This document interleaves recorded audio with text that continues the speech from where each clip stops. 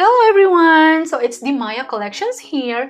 So guys, andito ako ngayon sa music room and dito ako nagre-record ng kanta ko. Okay? And then, yung ating topic ngayon is Road to Ipon. So guys, marami sa atin ang walang ipon for sure. So sometimes, kailangan natin ng konting ipon, you know? Lalo ngayong pandemic. Kailangan natin ng may nakasilid tayong pera. So, ang aking sikreto ngayon is barya. Barya.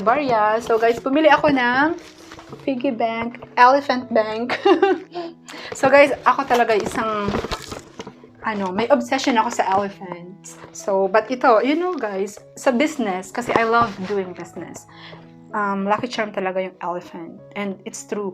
Mula nang bumili ako ng mga elephants, nakapag-save ako. And parang ayokong magbitaw ng pera. Yun yung nafe-feel ko nung mula nang akong obsessed sa elephants. Ayokong gastos ng gastos. Dati, I love shopping. Now, no. I'm very particular for everything that I wanna purchase. So guys, napakaano ko ngayon. Napakasinop ko na ngayon sa pagdating sa gastos. Dahil yata sa elephant, kinokontrol niya. Meron kasi siyang charm na parang hinuhold ka to spend, no? So guys, ito yon. Let's unbox our elephant collections. So, it's our road to Ipon secret. You know why? Pang-display mo na siya and then makakapag-save ka pa. Ang goal ko ngayon, magsisave ako ng mga coins. So, malaki siya. Pag ang ilalagay ko dito ay $2, 2 Canadian dollars, madaming makakalagay pag ganun ang ilalagay kong coins dito. So, this is the way how to save money noong unang panahon. So, guys, mahilig talaga ako mag-ipon-ipon. Kahit noon, mahilig ako mag-alkansya. So, binili ko to. I bought this one for $21. $20.99 plus tax. Sa Canada, maraming tax. Lahat may tax pala. So, binili ko siya ng $20.99. I paid for, I think, $23. And I like it. Look at the pink.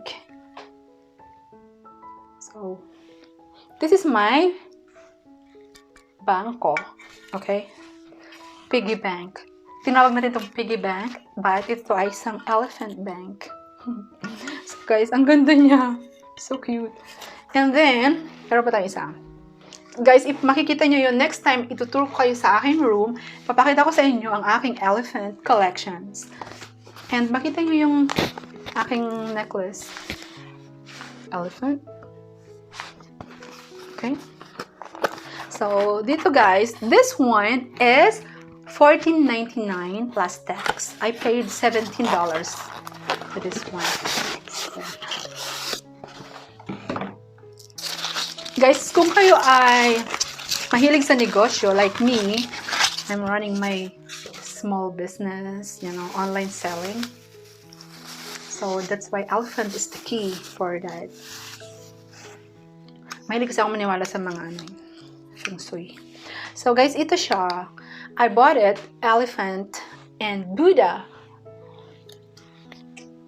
So, dalawa na siya. Dalawang purpose niya. Pareho sila pampaswerte.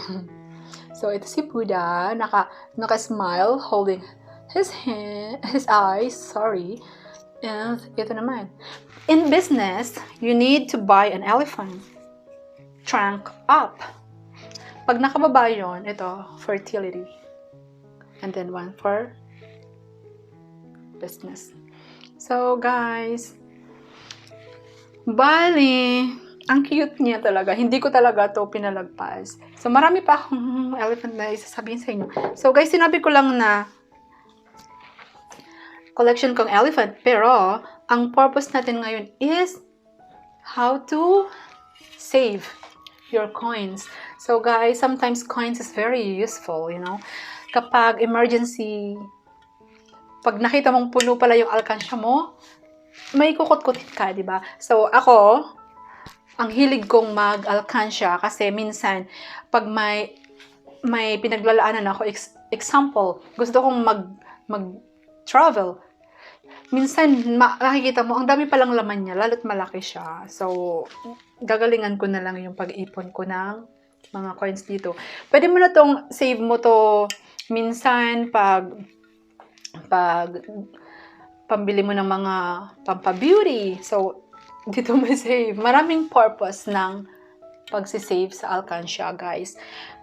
In terms of emergency, pambili mo ng gamot mo, or pantulong sa family mo, or sa school, yung mga binibigay sa'yo ng mga relatives mo or friends na mga coins, halimbawa sa mga extra jobs mo, shoot mo dito.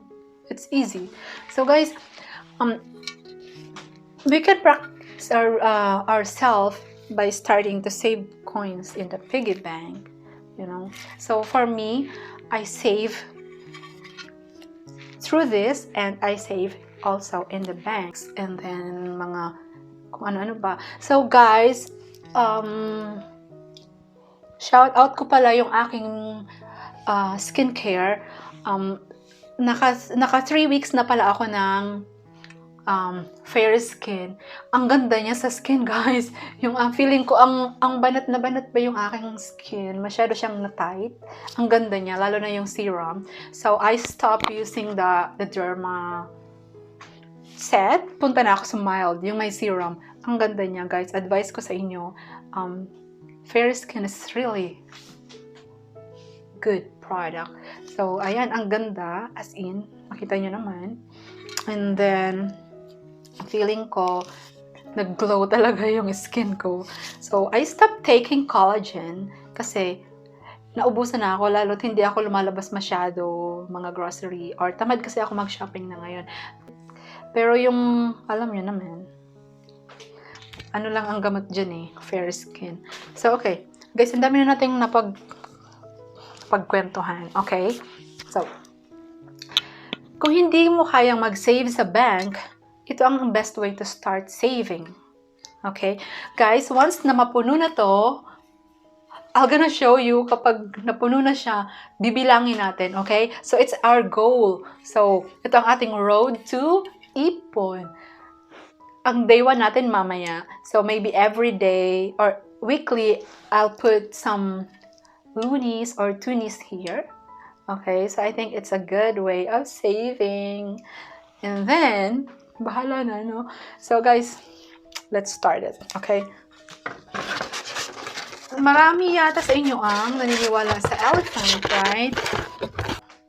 And then, ilalagay muna natin to dito. Ilalagay ko to sa room ko where I put my products para nandun yung aking mga beauty products for my online shop. And then, itatapi ko si Buddha to attract the what? Tell me. Attract customers for sure. Guys, hindi nyo sinasagot tanong ko. Anyway, so that's it. And then, ang gamit ko pala ngayon, shout out to my microphone, Boya, from my friends. Someone gave this to me. One friend of mine. So, thanks for this. It's very useful. But, plano ko ulit bumili ng, what do you call that? Wireless microphone. Mas maganda siya, guys. Yung tulad ng ginagamit ni Bea Alonso. I like it. I'm always watching Bea Alonso's vlogs. Doon ko nakita yung kanyang microphone. Yung wireless, naka-clip lang siya. It's really pretty. So, ano pa guys ang gusto nyo ipakita ko sa inyo? Wala na ibang elephant na lang dito. And then, you know guys, in terms of editing my video, I only use one tiny thing. My Samsung Note. So, I edit my video here. I don't use my computer, my laptop. So, I don't use this one. But this one is perfect for me. So, I'm more on phone editing. So, flex ko lang ang aking Samsung Note S20. It's really good for editing. And I bought a new memory card, 256 gigabytes. And it's in here. So, may pen naman siya. Pero, I'm okay. touch lang. So guys, I don't want to flex this, but some of my subscribers are asking me what tools am I using for my video editing, and yeah, only this tiny gadget. So this is the only secret of my video. So the camera is really good. You can film 8K here and 4K resolution, which is really pretty. So I will show you something. Siguro naman, ang dami ko na guys na sinabi, no? So this is the sample. So today I took video of my, so that's